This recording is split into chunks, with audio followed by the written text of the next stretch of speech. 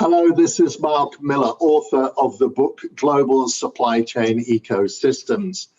I am pleased to be able to share with you my thoughts and insights about the COVID-19 impact on global supply chains. We are now on the cusp of a thrilling new era for supply chain. This coronavirus crisis has vividly exposed the profound interdependencies in today's global supply chain ecosystems and powerfully demonstrated the intrinsic risks in our complex, connected, volatile world. In this presentation, I will explore the supply chain ramifications of COVID-19, which is already proving to be a super accelerator of some pre-existing megatrends, including globalization shifts, digital disruption, and the e-commerce frenzy. The next normal will be characterized by uncertainty.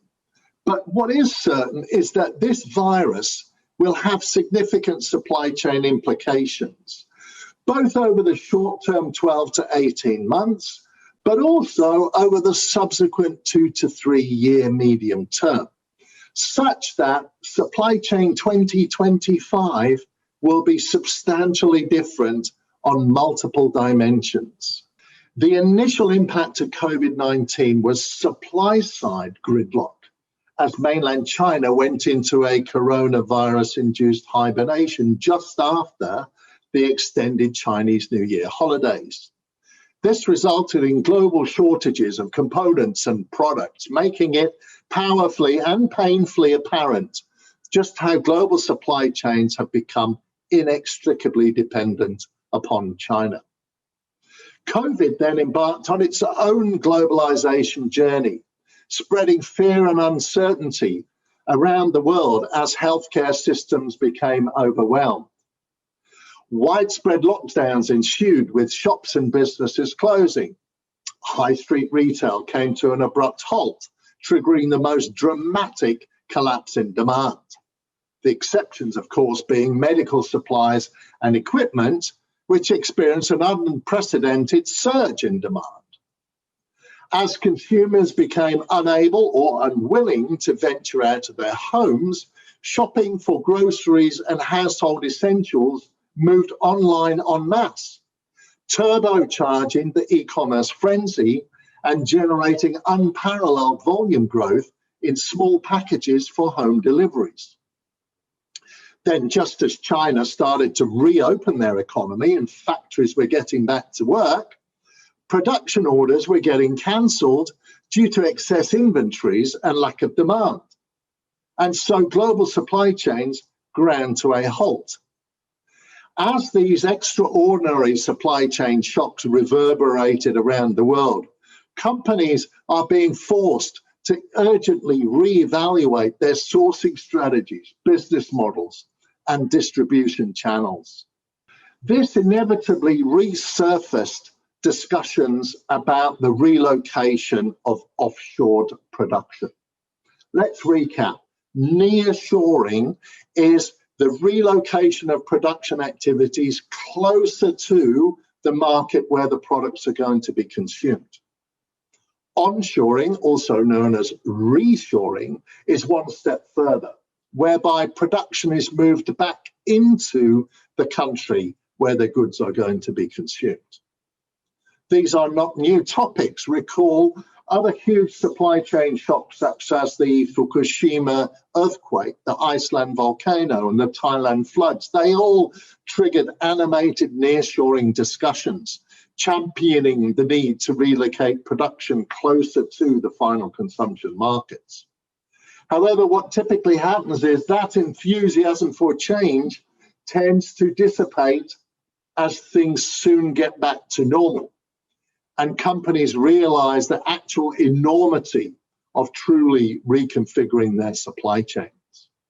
But this time is different. This time, I believe, nearshoring will become more than just talk for a number of reasons. Firstly, this COVID crisis is much more severe in impact and global in reach than previous supply chain shocks. the consequences from a supply chain perspective will be much deeper, much wider, much more long-lasting. Secondly, this COVID predicament is intertwined with massive geopolitical tensions between the world's superpowers. Tensions which have already triggered some companies to relocate the production of their US-destined products in order to avoid the US tariffs on China-sourced imports. And thirdly, with the continuing growth in emerging markets and the increase in intra-regional trade, globalization had already become somewhat stalled. And so with the increasing polarization between East and West, coupled with lingering frustrations about differences in business practices, I believe it's inevitable there will be some decoupling, resulting in changes to global trade flows. And so COVID becomes the catalyst that actually stimulates companies into taking real action on reshoring and nearshoring initiatives, which will reduce dependencies and diversify risks, but will obviously result in shorter supply chains. However, relocating your supply chain is much easier said than done. This is not for the faint-hearted. Today's supply chains have been built up and fine-tuned and developed over a number of years, if not decades.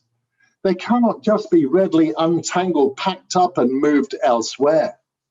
This is a serious undertaking, whether nearshoring or reshoring. It's a project that's likely to be measured in years, not weeks or months. And whilst COVID is a catalyst for companies to take action, COVID-related restrictions will inhibit the process of reconfiguring the supply chain by nature of travel-related limitations and, of course, the restriction on in-person exchanges. Accelerating the process, on the other hand, will be government incentives. The United States, with much fanfare, has announced grants and subsidies and tax relief for American companies that relocate their manufacturing back into the United States of America and create American jobs. It's not just America. Canada, Korea, some European countries have all announced initiatives to encourage the relocation of manufacturing. Japan, for example, has allocated a $2.2 billion fund to help Japanese companies repatriate their manufacturing back into Japan and create local jobs. Now, of course, in these first world economies, there's a concern about the high cost of labor. And this is where I believe we'll see automation come readily into play.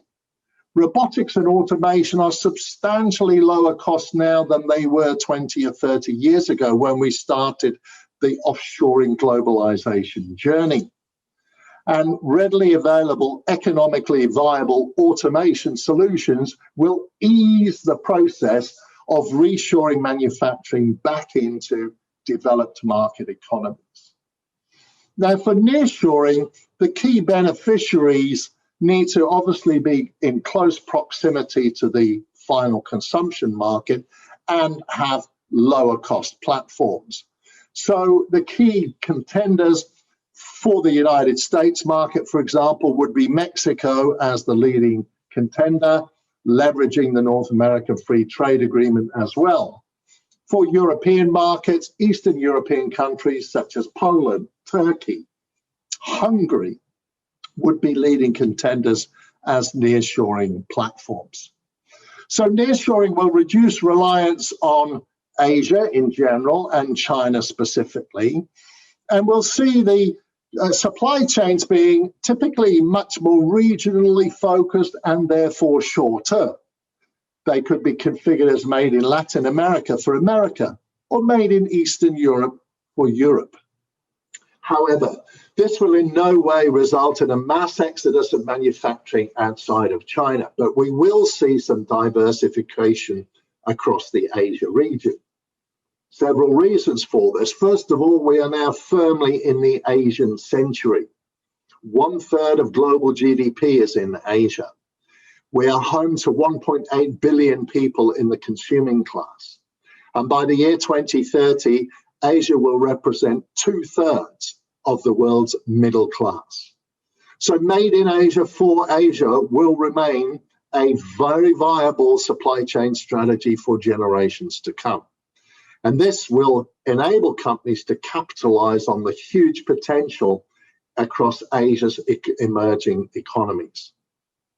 At the same time, more and more companies will also be diligently exploring their China Plus options, looking for additional locations around Asia for sourcing and production of products and components where there is abundant labor that is lower cost than the China labor has become. Different sectors will have a different mobility, if you like. Garments, footwear, sports goods, furniture, their supply chains are relatively mobile or movable, certainly compared to much more complex products and supply chains like high-tech electronics, household goods, and automobiles. So the leading contenders around the Asia region, they vary by industry segment. But Vietnam, Indonesia, India, Bangladesh, Cambodia, these are all contenders for post-pandemic divergence of production activities that can leverage their low-cost labor markets. However, none of these alternatives can match the huge extent of China's resources. China remains the clear leader in both scale and scope, leveraging its massive infrastructure investments over the last 20 years and its huge workforce.